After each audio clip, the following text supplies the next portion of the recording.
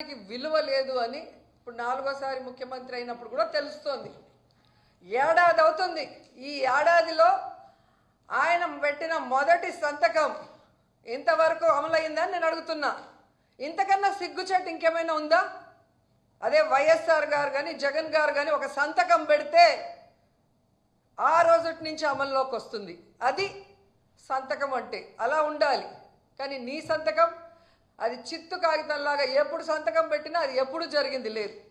And అధికారంలోకి వచ్చిన మీరు జూన్ నుండే నిరుద్యోగ భృతి ఇస్తాము, తల్లికి వందనం ఇస్తాము, అన్నదాత సుఖీభవ ఇస్తాము, ఆడబిడ్డ నిధి ఇస్తాము, ఫ్రీ బస్ ఇస్తాము అని చెప్పారు.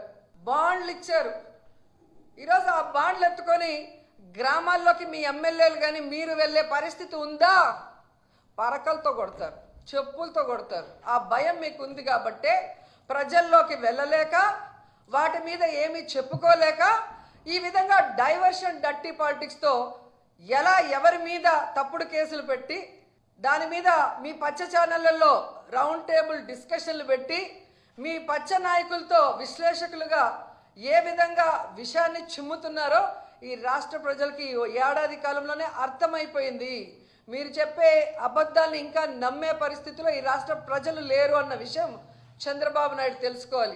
అది పక్కన పెట్టేసి సంకలు గుద్దుకుంటూ ఈరోజు అందరి మీద దాడులు చేస్తూ మాట్లాడిన అందరి మీద కేసులు పెట్టుకుంటూ పోతే ఫైనల్గా మీరు, మీ కుటుంబం, మీకు సపోర్ట్ చేసిన పోలీసులు అందరూ కూడా జైల్లో ఉంటారని కూడా అందరూ తెలుసుకోవాలి. ఎందుకంటే తప్పులతో ఒకరి మీద నింద వేసి లోపల పెట్టాలనుకుంటే హైకోర్టు, సుప్రీంకోర్టు కూడా ఒప్పుకోదు.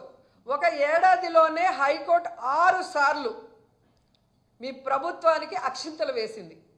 పోసాని కృష్ణమురళి గారి కేసులో కానీ, ఒక సోషల్ మీడియా యాక్టివిస్ట్ని మీరు ఏ విధంగా హెరాస్ చేశారో ఆ విషయంలో కానీ, నిన్న మొన్నట్లో 60 ఏళ్ళు పైబడిన వాళ్ళని మీరు హెరాస్ చేయకూడదు, ఇంటికి వెళ్ళి విచారించాలి, ఇవన్నీ కూడా తప్పుడు సాక్ష్యాలతో వేధింపులు చేసిన పోలీసులకు కూడా ఏ విధంగా హైకోర్టు అక్షింతలు పెట్టిందో ఈ రాష్ట్ర ప్రజలందరూ కూడా గమనించారు.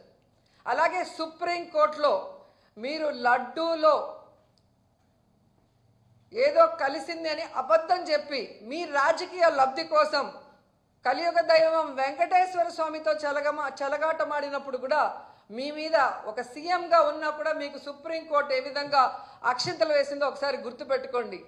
కాబట్టి మీ పైన ఒక వ్యవస్థ ఉంది. మీరు అనుకున్నట్టు చేసేస్తాం, ఏదైనా మేము చేయగలమంటే అది కొన్ని రోజులే.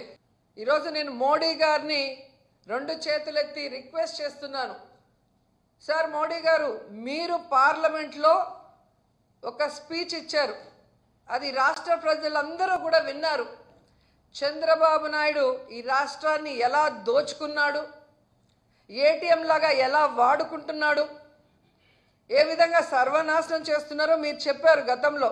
ఒకసారి ఆ వీడియో మీరు విని ఇప్పుడు ఏదైతే అమరావతిలో మళ్ళీ మిమ్మల్ని భూమి పూజకి పిలుస్తున్నారో అది ఎందుకు అనే ఆలోచన చెయ్యండి అని నేను రిక్వెస్ట్ చేస్తున్నాను. ఎందుకంటే గతంలో మీరు చూస్తే ఇదే అమరావతిలో 36,000 కోట్ల రూపాయలతో ఎస్టిమేషన్స్ వేసి టెండర్లు పిలవటం మనం కళ్యాణంలో చూసాం. అలాంటి అమరావతిలో ఆల్రెడీ మీరు చేసిన భూమి పూజనే మళ్ళీ భూమి పూజ అంటూ మిమ్మల్ని పిలుస్తున్నారు. ఆ 36,000 కోట్ల టెండర్లు ఇప్పుడు 77,000 కోట్లకి ఎలా పెరిగాయి? ఈరోజు పారదర్శకంగా చేయాల్సిన జ్యుడిషియల్ ప్రివ్యూ ఎందుకు రద్దు చేశారు? రివర్స్ టెండరింగ్ ఎందుకు రద్దు చేశారు? మొబిలైజేషన్ అడ్వాన్స్ని ఎందుకు తీసుకొచ్చి ఈరోజు కాంట్రాక్టర్లకి డబ్బులు ఇస్తున్నామన్న పేరుతో మొత్తం మీరెందుకు దోచుకుంటున్నారన్న విషయాన్ని వెలికి తీసి విచారణ చేయమని మోడీ గారిని రిక్వెస్ట్ చేస్తున్నాం.